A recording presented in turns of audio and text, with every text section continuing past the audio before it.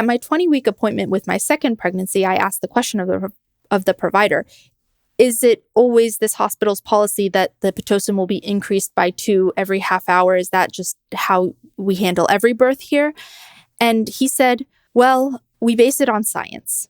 And the way that message was delivered, it felt like I don't have a choice because he knows better about how much Pitocin I need. And I don't want to discredit the science entirely. I know that there's a lot of great research out there and that there are well-informed decisions guiding medical providers in how they deliver care. But I feel like our world has leaned so much towards wanting to quantify everything, and the art and the spiritual side of creating life sometimes gets lost in the mix. Because he may be an expert on giving birth, but I'm an expert in me and my body. Welcome back to the podcast. And today we have a birth story for you guys. We have another My Essential Birth Mama, and she is here to tell us all about her incredible birth. So Veronica, will you take a moment, say hi to everybody, introduce yourself, a little about your family, and then let's talk about your pregnancy. My pleasure. And first, I want to say that I really appreciate the community that you have built here. I love hearing all the birth stories on the podcast, on the Facebook group, and I like that it's so inclusive. Like we hear hospital birth stories, home birth stories, unexpected roadside birth stories, the whole gamut. So I just want to say I really appreciate the inclusivity, both in these forums and then also the course itself, how everything is covered from home birth to hospital birth and all the different options, breastfeeding, formula feeding. Well, I shouldn't go on. First, let me also just say a little bit about myself. I live in rural Maryland with my husband and 2 kids. I have a son who is 2 years and 10 months old, and then my daughter is 10 months old. And so we'll be talking about her birth that happened in February. Oh, that's so exciting. And she is your first My Essential Birth baby, is that correct? Yes, I think I had come across the podcast and maybe listened to it a little bit with my son. But I guess delved deeper into the community and actually took the course for my second baby. Oh, that's so exciting. Okay. Yeah. And as we go through, I'll probably have some questions just in relation to your first birth too, and maybe how things were different and stuff. Don't be afraid. Don't be shy to talk about that as well, because I know a lot of moms that are listening are, that's the questions that we have. And honestly, that was what happened with me. Like my first birth was my jumping point to things are going to be different this next time. And that kind of like rolled on into next pregnancies as well. So with that, let's kind of dive into this pregnancy. Tell me a little bit about it. Was it kind of textbook or what was it like? And then maybe how was it different from your last? How did you know that you were pregnant and symptoms and all of that kind of stuff? Well, it all started when I fell asleep on my keyboard in the middle of the workday. I thought to myself, this has only happened once before and it ended up with a baby, so I'm probably pregnant again. And sure enough, I was pregnant and I remained so tired that first trimester. And then, of course, for the rest of my pregnancy in the second and third trimesters, I had insomnia. So I made the most of it and used that time in the middle of the night when I couldn't sleep to read books and get informed. So at least there was that was good. And one interesting kind of symptom maybe that I had during my pregnancy is that I had an inguinal hernia, which was just a little bump between my abdomen and my leg, so kind of on my hip near my pubic bone.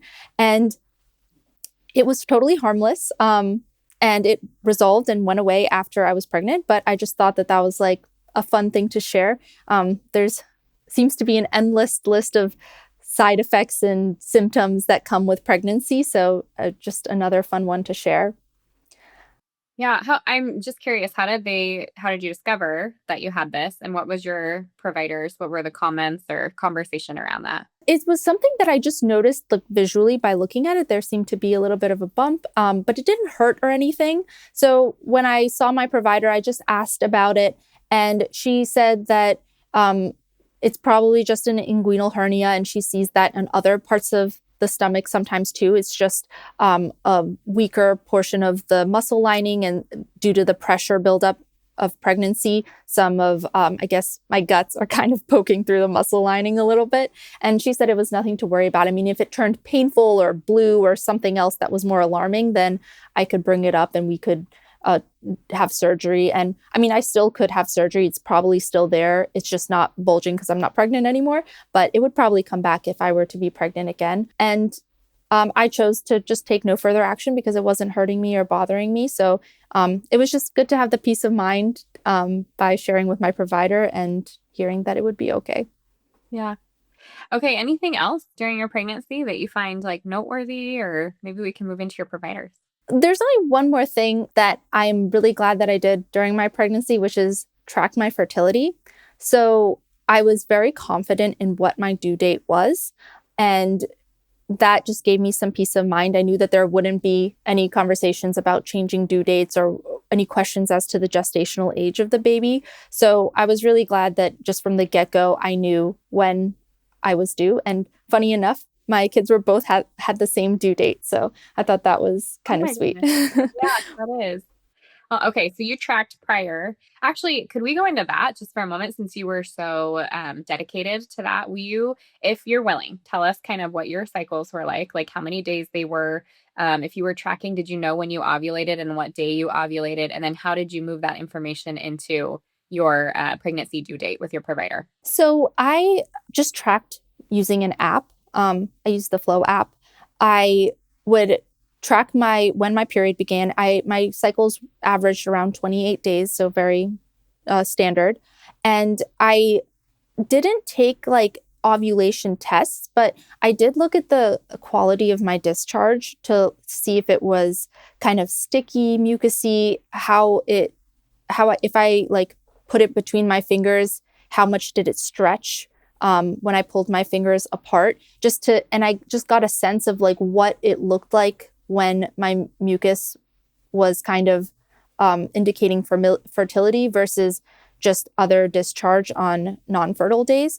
But I wouldn't even say I was like that methodical or about it. And it could have been that I was a day or two off. But at least I had some relative confidence in my overall tracking. Okay. And so did you keep track of when you were doing like the mucus and stuff? Was that about day 14 for you, or do you have an idea? Yeah, it was. So it was pretty predictable. Well, that helps. That helps Yeah. because then when they're guessing your due date, they would actually be fairly accurate because that's the average, right? 28-day cycle, day 14 fertility or that mucus. So that's super interesting. Ovulation. That's awesome. Okay. Sorry. That was just my own curiosities there.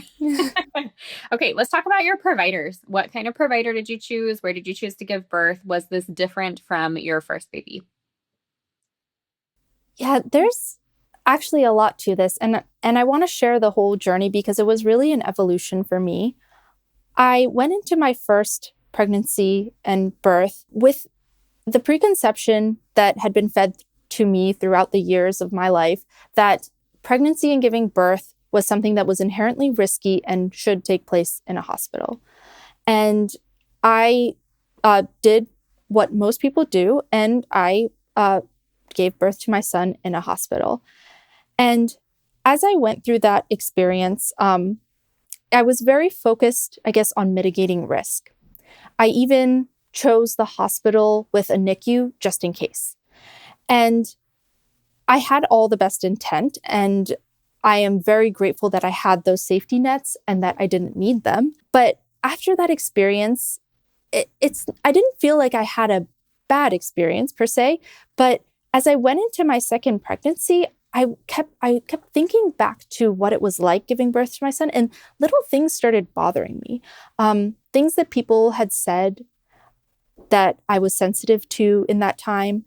I had a better understanding after my first birth that I didn't really like to talk during birth. I didn't like to repeat myself. I didn't feel in a position of power to advocate for myself very well, just being in that vulnerable state. And as I was thinking about this, I kind of wanted my second birth to be a little bit different. So I thought maybe this time, instead of going with the urban center hospital with a NICU, I'll go to our local rural hospital with midwives. I went to a few appointments with midwives, and honestly, it just didn't really feel very different. The appointments were short. They clearly had policies and a standard path of care, and I felt like I was being shepherded through the process. I will say, though, I know that those midwives are actually really good people. I am friends with one of the midwives in the hospital, and I've met most of the other providers in the rural hospital, just outside of the hospital context, at parties, farmers market. So I know that these are good people, and it's really just the system that is kind of pigeonholing how much care they can give for every patient, the appointment times, what policies they're held to. And the issue is really systematic and just very complex. And that's the U.S. healthcare system.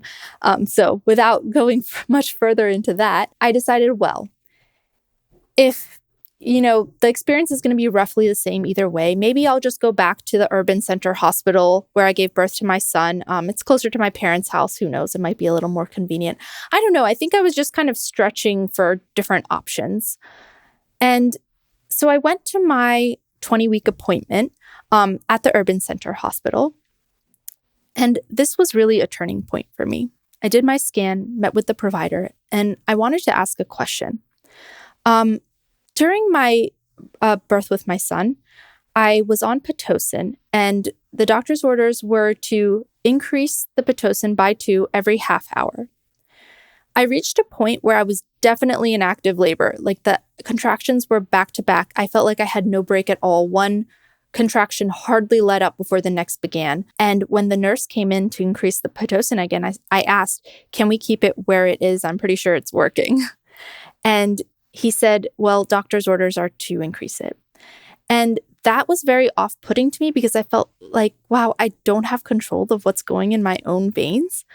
Can I go press the button myself to make it stop? And I didn't even want it to necessarily stop. I just wanted to keep it where it was at because I felt like it was working. And eventually they allowed me to stop increasing the Pitocin, and I stayed on one level for the rest of the birth. But that experience made me wonder, is this going to happen again? And at my 20-week appointment with my second pregnancy, I asked the question of the provider, is it always this hospital's policy that the Pitocin will be increased by 2 every half hour? Is that just how we handle every birth here? And he said, well, we base it on science. And the way that message was delivered, it felt like I don't have a choice because he knows better about how much Pitocin I need. And I don't want to discredit the science entirely. I know that there's a lot of great research out there and that there are well-informed decisions guiding medical providers in how they deliver care. But I feel like our world has leaned so much towards wanting to quantify everything, and the art and the spiritual side of creating life sometimes gets lost in the mix. Because he may be an expert on giving birth, but I'm an expert in me and my body. And that interaction with that provider left me with an unsettled feeling where I just didn't feel like I wanted to give birth knowing that he might be the one in the room making the calls. And I sat with that feeling for a few days. I just felt wrong. I felt like this is not what I want to do. Like that conversation really bothered me. And serendipitously, I came across your episode with Dr. Stu. And at that moment, I realized that maybe there's something else behind this feeling. Maybe that there's something wrong with the system and not me. Maybe there's something that this world is missing in the rhetoric about pregnancy and giving birth. And up until then, I knew that people were doing home births, but I thought that was for somebody else, and I'm just a regular person who doesn't do that. And I think a lot of people start off this way. But I thought, you know what?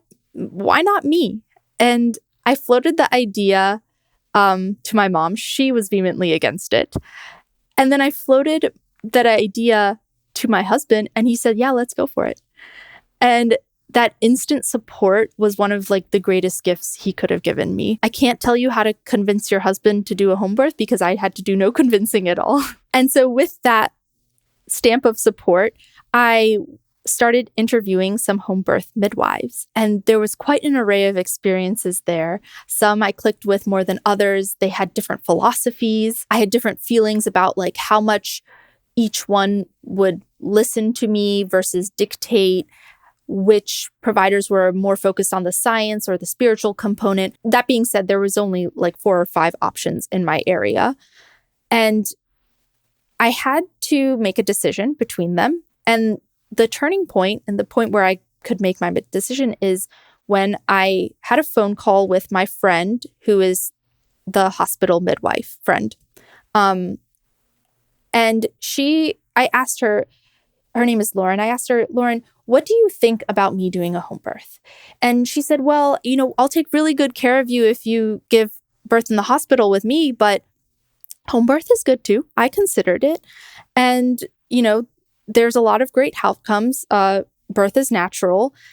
And I said, what would be your concern? And she said, well, you are 20 minutes away from the hospital. And, that might be kind of far in case something were to happen. And I asked her to give me an example. And she said, well, placental abruption. There's a 1 out of 100 chance, or 1 out of 100 births have placental abruption. And I thought about it and I researched it later and looked at the risk factors. And this is where I had a mindset shift, because I thought, well, 99 out of 100 births don't have a placental abruption. And am I willing to give up this potentially amazing experience out of fear for that 1 out of 100? And this mindset shift kind of carried through the rest of my pregnancy, focusing on the fact that most likely everything was going to be okay. Another thing that came out of my conversation with my friend Lauren, the hospital midwife, is that she texted some other midwives at the hospital, and they highly recommended the home birth midwife that I wanted to select. They said that she had been through so many births and that she did appropriate transfers. And if a hospital midwife recommends a specific home birth midwife, there's no saying no. It's got to be a good choice. So I decided who I wanted to go with, and I just had to make that final commitment to home birth, which was really made me anxious and nervous. And I kept on going to my husband with pros and cons either way, and I could hardly decide. But I think what was, I guess, holding me back was the onus of the ownership that I would need to take over a home birth. Because from my conversations with midwives, when you select a home birth, you have to do the research and make the decisions. If you want to be in charge, you have to put in the legwork, and you have to make sure that your pregnancy is as healthy as possible and do everything that you can to keep it healthy so that you can have a resulting healthy birth. I mean, just having a healthy pregnancy increases your chances of having a healthy birth, and you have to take ownership of that. When you go to a hospital, you can, in a way, turn yourself over to medical providers, but in a home birth, like, if you want to be in charge, like, you have to do the work, and that responsibility was a little bit intimidating. But I decided to take the plunge, and I decided to do it, and I spent the rest of my pregnancy very devoted to doing everything in my power to make sure that this was as positive of an experience as possible. That's pretty amazing. And I'm loving the way that you're describing it and walking us through how you mentally worked through this issue for yourself, because I think that's going to be really helpful to women that are listening. And I'm going to have more questions as we go about providers and as we get closer to talking about the birth and stuff. For a moment, though, I want to step back and ask you a little bit about your husband, because you said he was instantly supportive. So I want to talk about kind of your communication. And I'm also curious about his involvement and experience with that first birth, and kind of what led you guys to be able to so easily kind of move into that decision. And then also, did he go with you to your appointments? Did he meet the midwife? And what were his thoughts, and what did you guys talk about? A lot to say here. Well, for the first birth, we had both attended the hospital birth class, and I did not realize that that was not enough. It's actually kind of funny. When I gave birth to my first child, I only did that one course, but giving birth to my second child, I took 4 different courses. The main one being the MEB course. I also had my husband come with me to an in-person course because I thought it would be fun to do the hands-on practice. I took your postpartum course. There was another course that was recommended to me. I just wanted everything the second time around. And I would communicate what I had learned to my husband, just because that is a better way for him to learn, is to have that like face-to-face interaction and like the highlights and the summaries. So I kind of fed that information back to him. And also because he was there during my first birth and was one of my supporting members of my birth team, he kind of had learned from the first experience what I liked and didn't like. And I was very clear about that. I don't like to talk, definitely don't like to repeat myself, and just everything that happened in that first birth, I use that to inform my preferences for the second birth. And he really listened and paid attention. And you'll see that in the birth story, I think. So that was really the most valuable preparation we had, is just the communication of my personal preferences. Yeah, love that. And another thing that I would be remiss to leave out is the emphasis of the entire birth team, because my husband is one person, and although he can support me in so many ways, it takes a village to raise a kid, but also to give birth. And so the other people in the room were also really important.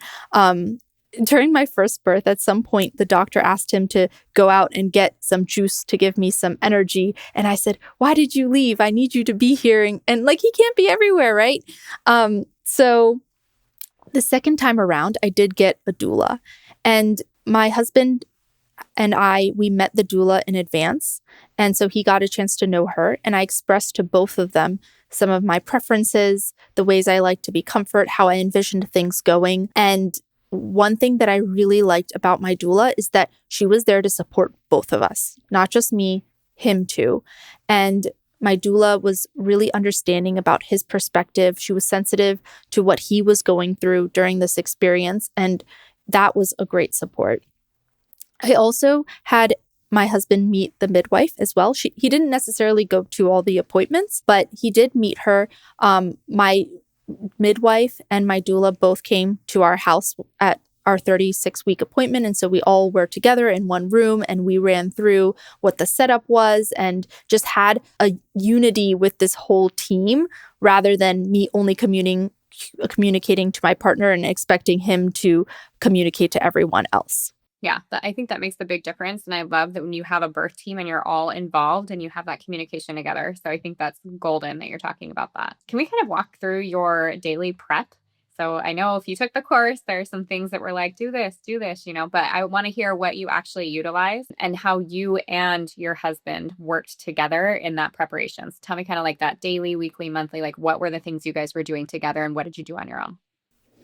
Okay, I have a sticky note. It's very simple. It's just a sticky note. This is the sticky note, and it's my daily prep list. These are things that I tried to do every single day while I was pregnant to get on the right foot and keep myself as healthy and prepared as possible. First, the 3 exercises. Of course, I love these 3 exercises because it's a small win that you can feel good about having done something to prepare your body for giving birth. And I truly feel like all of those things helped me push my baby out. The pelvic tilt, the squat, forward leaning. Pro tip for anyone who has a toddler, I got my toddler to do these exercises with me. And you could even ask him. I thought it was so funny. One time he said, "Mommy, exercises." And I asked, "Does Daddy exercise?" He said, "No." But he was really aware of the fact that I was doing these every day. And that was very validating. And I guess he learned some yoga out of it or something. But there was the 3 exercises. And there was also something I like to do first thing in the morning as an easy win. My prenatal vitamin, even though I guess if the iron in the prenatal vitamin bothers you, it might be better to do that at night. But I just got it out of the way in the morning, along with my probiotic. And I drank 2 big glasses of water in the morning. And this really helped me stay on top of my water goals, because I felt like as the day progressed, maybe during the workday or as I got caught up and busy, I would sometimes fall behind on my water goals and then feel like I was trying to catch up at night, which didn't help needing to go to the bathroom very often at night. You do it if you have to. It's better to drink water and go to the bathroom often. It's better to stay hydrated, but I would prefer to front load my water intake and minimize how much water I was drinking at night. I also did some meditation, and that was the other birth course I took, some meditation tracks. I know that you had some as well. I was just absorbing all the different meditation sources I could find, trying to figure out what resonated with me. So, because I had this vision that maybe I would listen to meditations during birth. Didn't happen, but that's okay. It was all part of the process. And I did do pain. I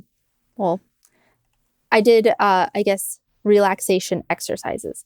So there were the relaxation exercises you could plan. Like in your course, you had like putting the ice on your belly and laying down and breathing through that.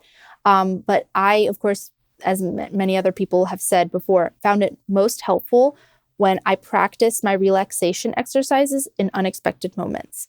There's, of course, the stubbing of the toe, which is a great opportunity, because instead of clenching up your muscles and grabbing your toe and saying, instead, what you do is you just relax into it and let it happen, and you feel the sensation. And not tensing up was really the key. Same thing goes if you're constipated, just relax and let it happen. The experience that I want to share that no one is going to believe, but I'll share it anyway, is that I had a painless Charlie horse. I know it sounds like an oxymoron, but my calf muscle tightened up. It was hard as a rock in the middle of the night. And I said, oh, it's tight. And then after a while, it loosened up. And I didn't dread it or fear it or perceive any pain from it. It's just something that happened. It's kind of like the meditation concept of you see a white cloud floating across the sky, but you are not the white cloud. You are just observing it. It's kind of that same way, but with your body. Of course, I tried to do my protein intake. And this, I will say, like, life gets kind of crazy when you have a toddler. So I would track my protein intake a lot at the beginning, like after I started taking the MEB course and I understood how much protein I needed to get, I would track it. And then after I had a baseline understanding of what set of meals throughout the day would allow me to reach my goal, I felt like I could kind of get a sense of whether my protein intake was enough without exactly tracking like each gram or anything. So that made that a little bit easier. And then other things I did were perineal massage, which I credit for both pregnancies for not tearing, at least partially. I thought that was really helpful. And for anyone who doesn't know, it's where you massage the muscle between the vagina and the anus, because when one tears naturally, it's going to probably be in that area. So that is just a way to just loosen up the area and be ready for stretching. I also, near the end, did some hand expression. Another member of my birth team was my lactation consultant, and she had recommended just getting familiar with one's anatomy and trying some hand expression to see if you can, get a little colostrum out. And I didn't see any at all, but, I at least tried. I also did kick counts near the very end just to be reassured that baby was doing well. Of course, how could I forget? I did exercise. I went to the gym and did the stairs. And actually what I would do is I would watch the MEB course on my phone while I exercised. I felt like such a powerhouse just multitasking. But it was great. I really liked that the course was so comprehensive, and I watched all of it, even though there are things that I guess I knew from my previous pregnancy. It was really helpful to have that reminder. And there were parts where like it was new information and I needed to listen to it again. But there were other parts where I'm like, okay, yes, just validating. And having that comprehensive course was really valuable to me, because sometimes it feels like there's so much information from so many different places and you could hardly get a grasp of it all. But having it all in one place was reassuring, because it felt like, okay, yes, I am covering every topic that I need to prepare for.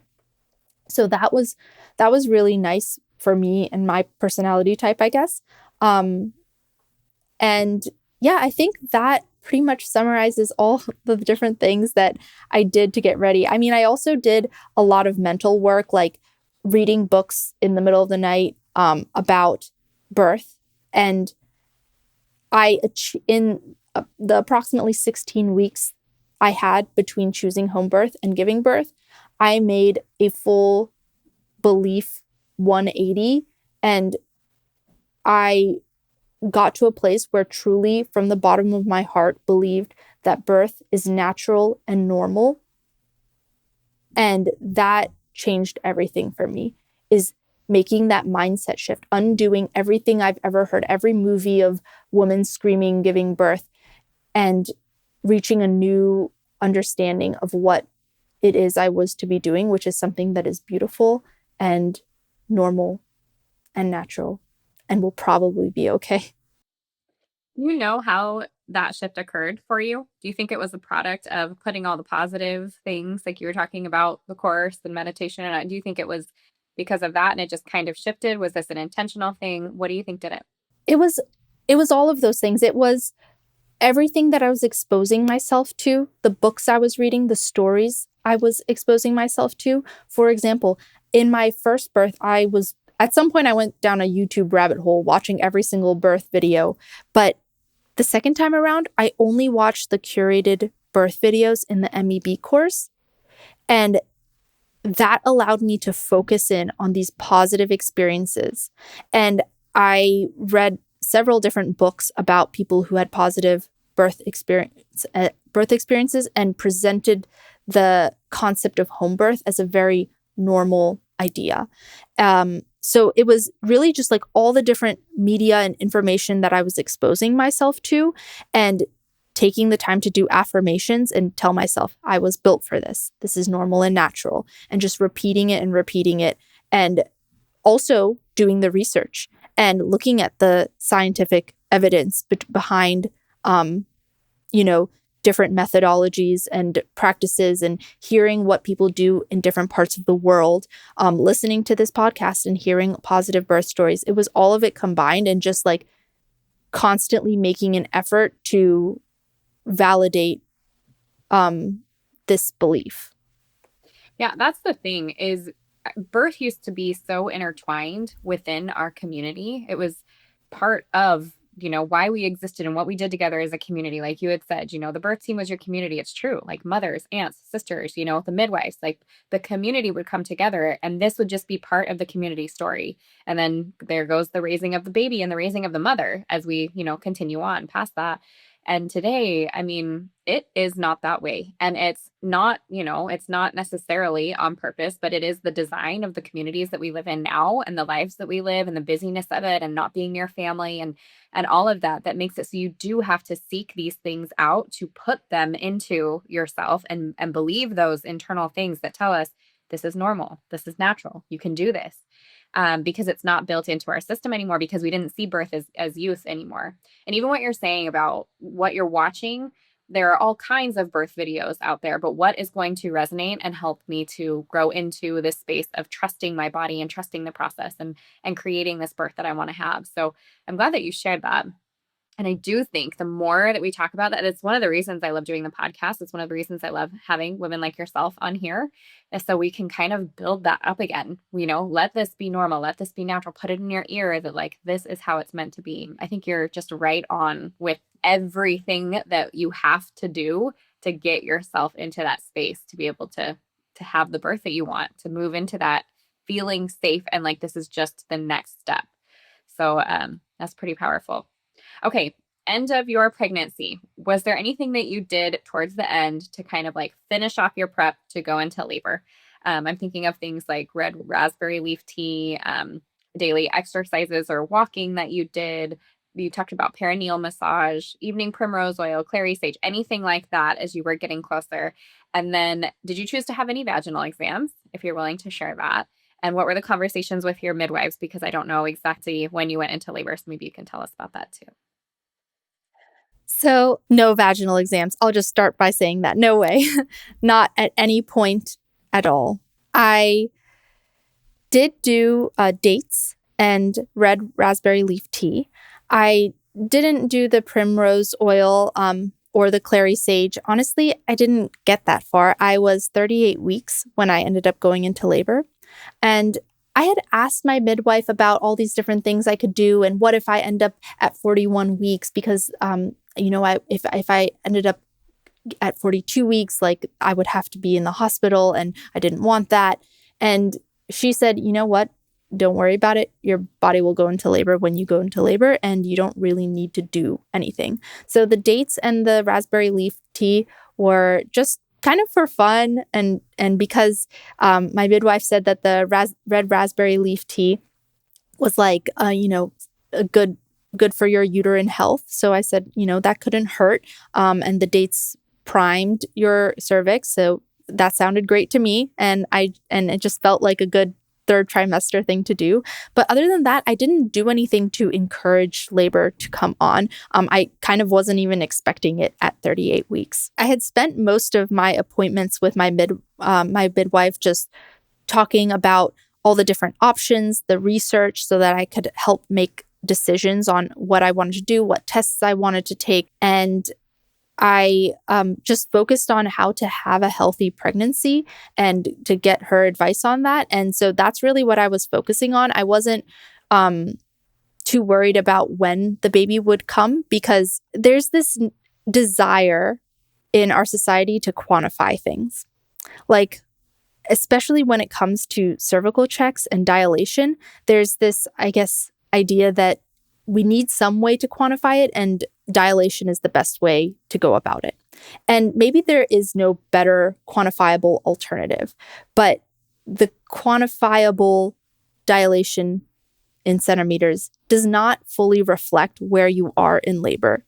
And when I had given birth to my son, at some point, I asked for a cervical check because I wanted to know how far along I was, with this idea of it informing me about how much longer I had to go. And I was told that I was at 6 centimeters, and that was so disappointing because I thought for sure I was very close. And looking back, I truly think that I was in transition because I dilated very quickly after that. And hearing that number 6 was really discouraging to me. So that is why this time around, I really did not at any point want to know how much I was dilated, because I knew that it wasn't capturing the full picture of where I was, or it wouldn't tell me when I was going to give birth. It wouldn't tell me how far along I was in birth. And focusing on that quantitative measurement was all it was doing is obscuring the qualitative reality of where one is in pregnancy and labor. I think after both birth experiences, I can tell you it's very obvious when someone is in active labor, when they're in transition, when they're pushing, and it's all qualitative, and you can feel it and you can see it. And that is the true marker of where someone is. And trying to put a number on it through dilation, I understand why the medical community will do it, but I personally don't feel like I need to know that information because I know it in a different way. So I'm not sure exactly how to articulate that, but basically that's the reason why I didn't have any vaginal checks. My provider never even touched me. The only thing is that sometimes she would do a Doppler on my stomach just to check baby's heart rate, which was nice. And other than that, our conversations were purely verbal and just discussing how to keep myself healthy and answering any questions I had. One of the reasons I actually asked that question is because many of the women hit this post due date, meaning they've gone over their 40 weeks and they're talking with a provider that is telling them if they don't hit a certain whatever, right? A certain, like if you hit a certain date, we're talking induction and all this stuff.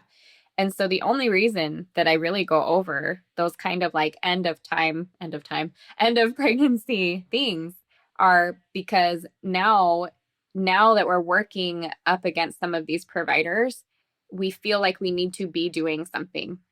And if we have any kind of control or we're active in any way to prevent the thing that we don't want to happen, the induction, the intervention, the like hands-on kind of stuff, that we get active with some of these things. And it's true, as your body gets closer to giving birth, there are some things that you can do that help it, to encourage it to get moving a little bit faster. Is it necessary? Absolutely not. All these things that we talk about, and the red raspberry leaf and the dates and all of this stuff, is it necessary? No. Is some of it nice for our body and like in preparation? And if we want to be doing something, absolutely. But you just talked about the golden rule kind of thing, right? With labor and pregnancy, like your body is made to do this. It will do it. Even your provider saying like, I don't need to do any of this. It's totally on you and what you want to do. When somebody's in labor, when somebody's going through transition, just like you said, you don't need any of those things. So, yeah, no, I just love how you shared that, and you're absolutely right. You're so right, and well said. And if I had made it to 40 weeks, I'm sure I would do everything to try to encourage things. Like I did like read about the mile circuit, and it is kind of like a fun, almost rite of passage to try those things too.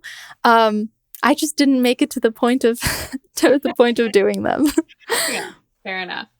Okay.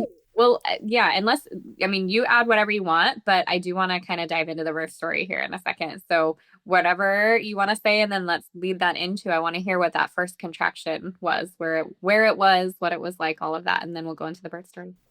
Okay. It was Super Bowl night. I danced way too hard in the halftime show. Me and my son and husband, we were having a grand old time. And my husband and son slept in a different room. This was something really nice that my husband had done for me. Just, taking over the bedtime with the toddler and giving me my space at night. At 10 p.m., I lost my mucus plug. And a kind of running theme through this whole thing is that I'm pretty much in denial the entire time. So I was like, I think that might be a mucus plug, but it could just be discharge. So I'm gonna just, leave this here and just see what happens. At 10:30, I think my water broke. And it was just a trickle. So once again, I wasn't sure if this was more discharge. And I decided to just text my midwife because if birth was going to happen in the next couple days, I didn't want to wake anyone up and disturb anyone's rest. So I just let her know via text and I went to sleep. At 1:30 a.m., I woke up feeling like, maybe something was going on. But of course, I had the pregnancy insomnia anyway, so this wasn't unusual for me.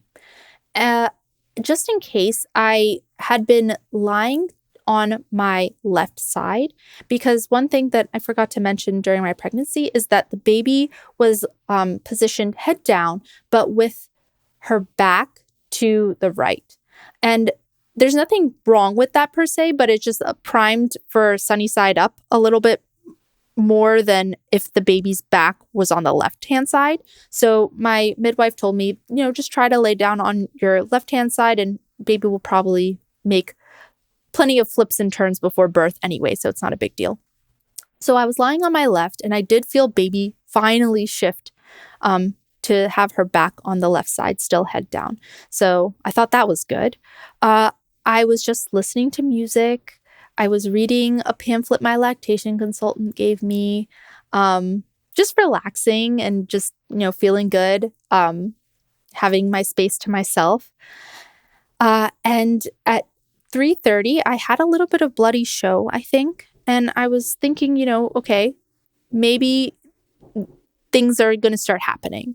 At 4 a.m., I started feeling contractions 10 minutes apart. And the way I would describe contractions is just muscle tightening and then relaxing. It wasn't anything that I definitely not painful, or I thought maybe it was Braxton Hicks even. I wasn't sure, but I figured that I would text my midwife and just let her know that I had that bloody show and then I feel like something might be brewing.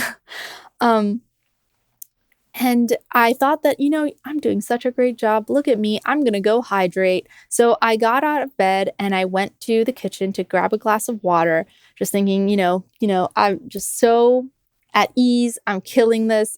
I was in my element. And at 5 a.m., I went to the kitchen and I ran into my husband, Josh, and I said, you know what? I think something is going to happen soon. So I think maybe you should stay home today. Because I think, I might be in labor.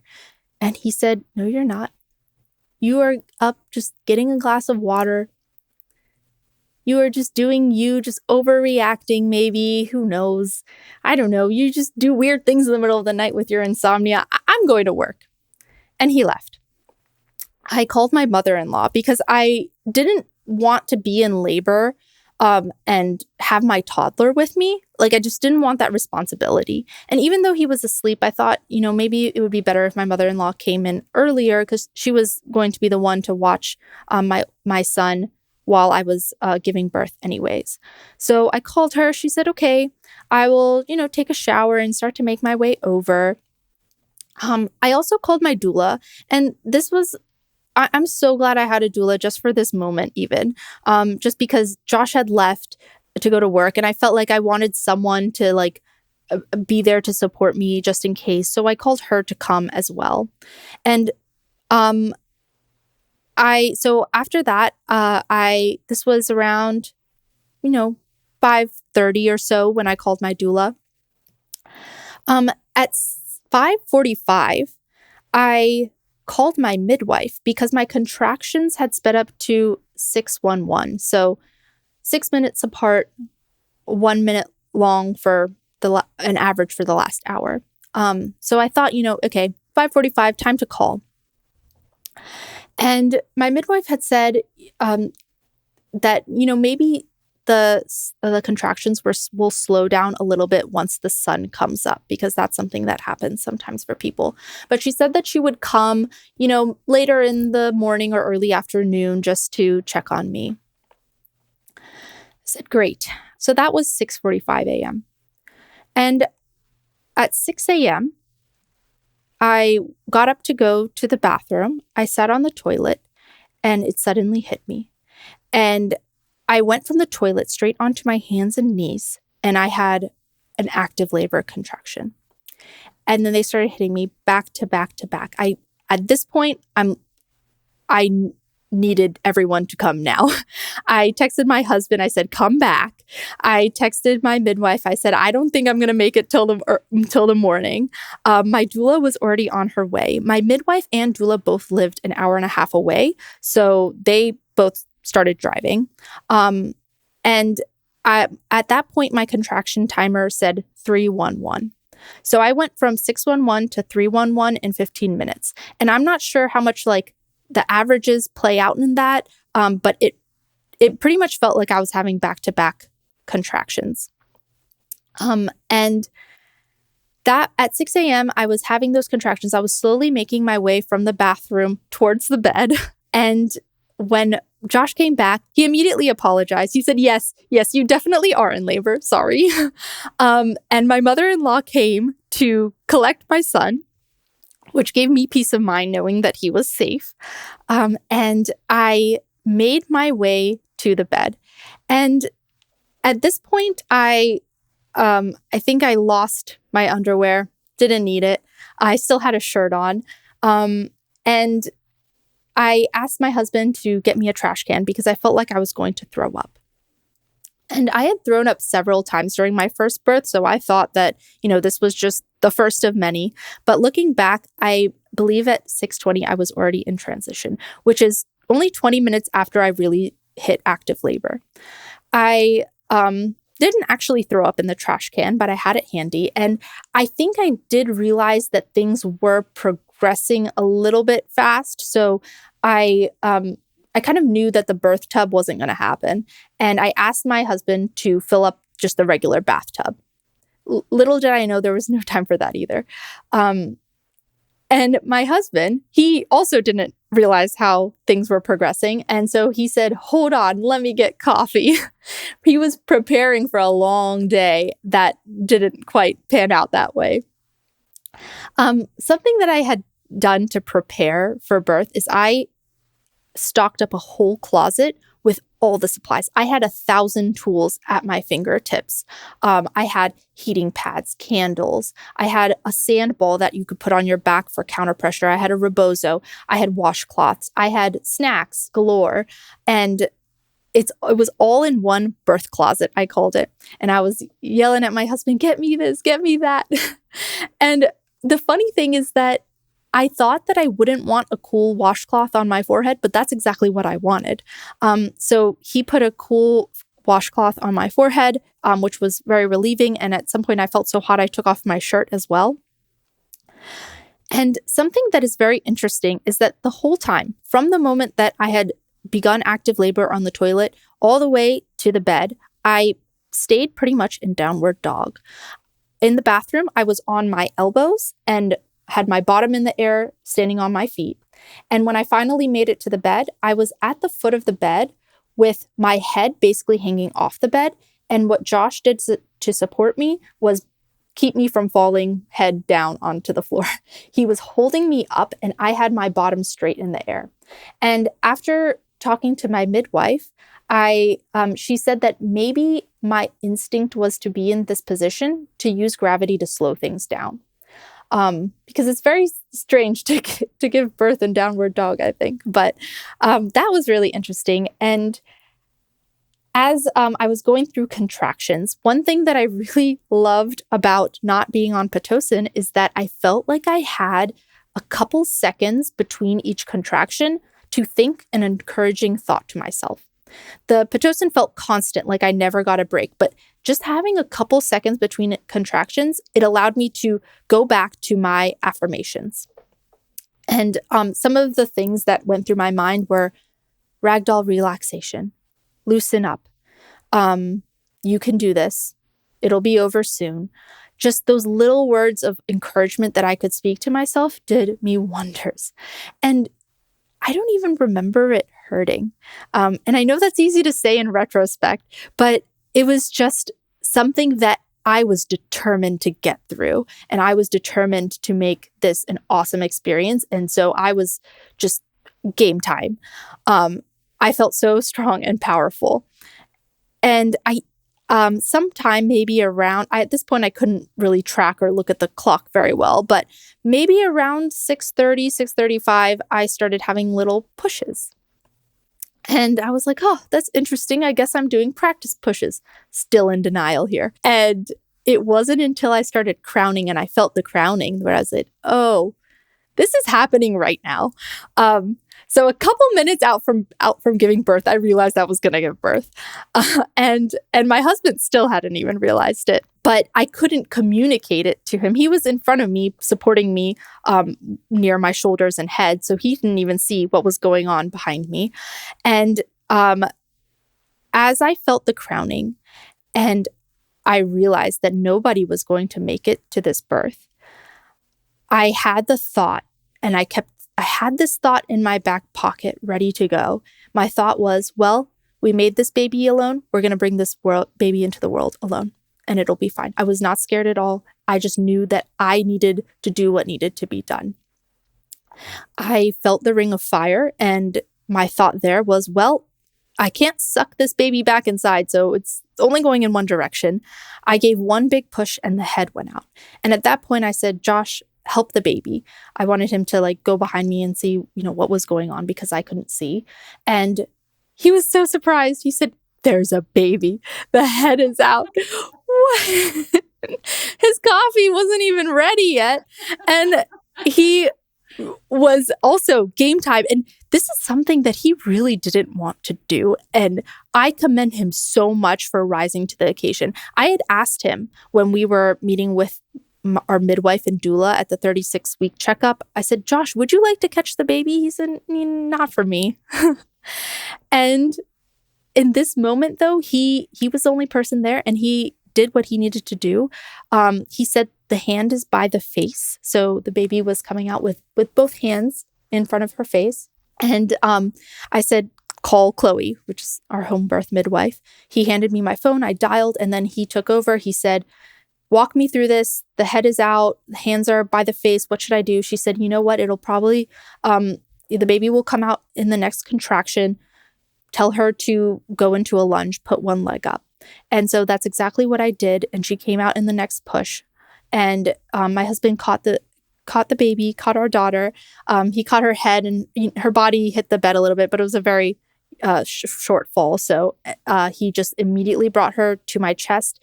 I fell back and onto my back and just held her to my chest. And I saw that she was a little bit purple, but immediately let out a cry. And I had no doubt in my mind that this was a healthy baby. And I had wanted to tell her, I love you, as the first thing when I saw her. But I said, good job, baby. We did this. It was amazing. And that whole moment of from the ring of fire to having her on my chest, it was, I don't have a great visual memory of it. It was more of a sensation, the sensation of the fire and her coming out and landing on my chest. And it was truly a beautiful moment to have. She was born at 6:49 a.m. So I spent 49 minutes from active labor to birth. And interestingly enough, I was still having contractions after that. And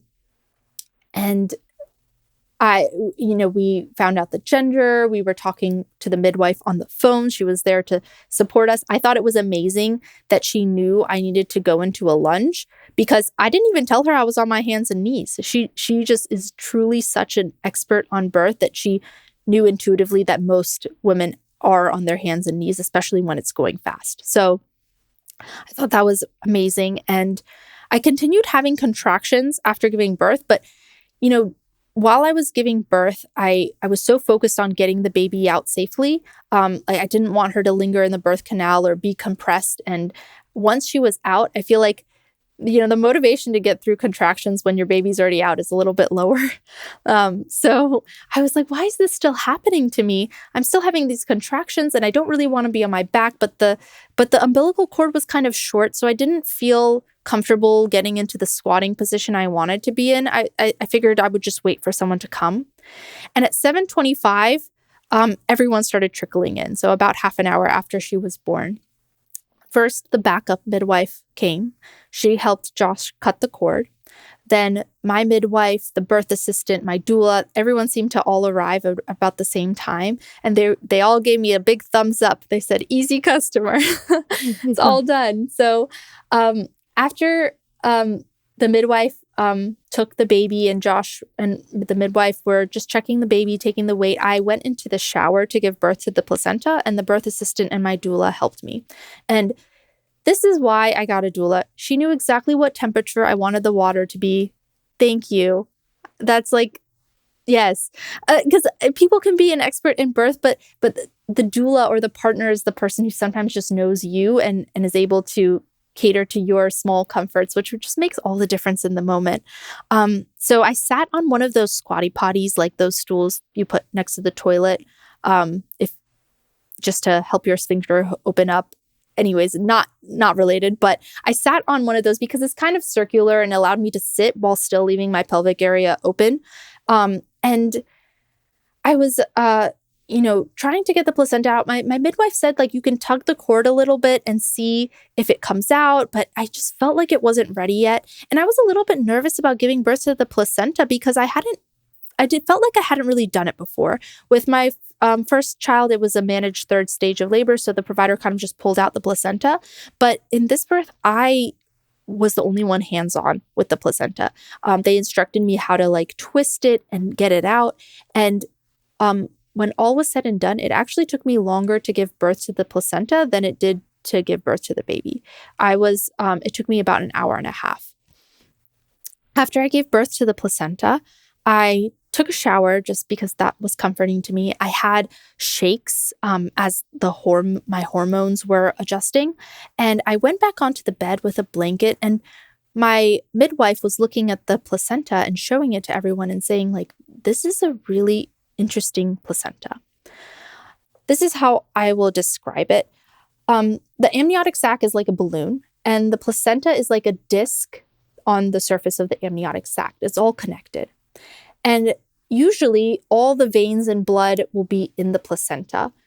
But for my placenta, the veins were creeping along the lining of the amniotic sac, huge veins. And also the cord was connected at the very edge of the placenta. I don't know if there's even a name for what this is, but I know that it is a very rare thing because after the fact, my home birth midwife circulated pictures among all her midwife friends, and my hospital midwife friend circulated a picture among all her friends. And one midwife who had been helping women give birth for 50 years said that she's never seen anything like it. So it was clearly something that was very unique. And I believe that my body knew that it needed time to let that placenta out. And that is why it took so long, because my body was being careful with it. And something else that I thought was really insightful was that both my home birth midwife and my hospital midwife friend independently said, it's really good that no one broke your waters, because when they break the waters, they nick the amniotic sac and they wouldn't have been able to see if they hit a vein. And that could have had big consequences for me and baby. We both could have bled out if a vein was hit. So that was really validating to me, because I feel like this whole journey, I had this intuitive sense that I needed to not be touched. And maybe that's why. Maybe this unique placenta and the fact that it was needed to be not touched or messed with kind of led me towards this experience and this path. Yeah, that's pretty powerful. And that just part of that mother's intuition that we talk about. And I would say you're absolutely right. There was something in you telling you that. And how lovely that you were at home and no one was forcing the placenta to come a little faster or anything after everything was said and done too. And that's just such a testament of our bodies and the power of them, that our bodies know best and they have a process, and it wasn't stuck, it was taking its time for a great purpose. And I think that's a really important story to tell. Before we jump off here, well, I do, if there's anything else you want to add, please make sure to do that now. But I do want to ask you just a little bit about the birth course. I want you to tell me kind of what you loved about it, what it did that it helped with or helped you overcome, and how it prepared your birth partner, and I guess how you think it prepares pregnant women for the birth journey ahead of them. First of all, it's comprehensive. It's everything that you need in one place so you don't feel frazzled going between different sources. It also validates many different paths that women take, whether it's giving birth at home or in the hospital, includes different stages of the journey. Like the postpartum course was still very valuable to me, despite the fact that I've already had a newborn before.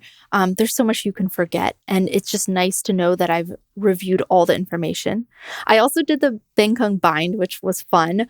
The essential oils and just having the full gamut of tools at my disposal through the course. And of course, the birth videos also were very helpful to me. And also there is the focus on what the partners can do and the ability for myself to relay that to my partner in a way that was just really informative and guided him in his journey, because this is a journey for him too. So yeah, I think just having the course and having the community really launched me on this path, and I am forever grateful for that. Okay, and then I would love to hear your best advice for moms and best advice for dads. For moms, I would say follow your intuition. There's something spiritual and higher order about creating life, and that should not be discredited. And maybe your intuition is telling you that you need a home birth, but maybe your intuition is also telling you that you need a hospital birth. There's no one correct path. It's just listening to what you believe is needed for yourself and for your baby and for your family, and to stand strong by that and not let anyone, I guess, quell your voice.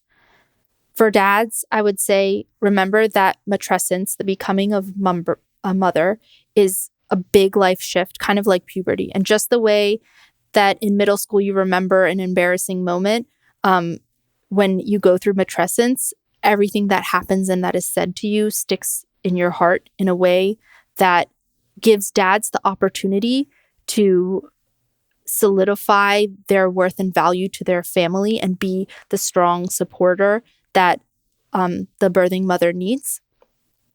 So take that role to heart and understand that, there's a big change happening in the birthing mother and you can be a part of that journey.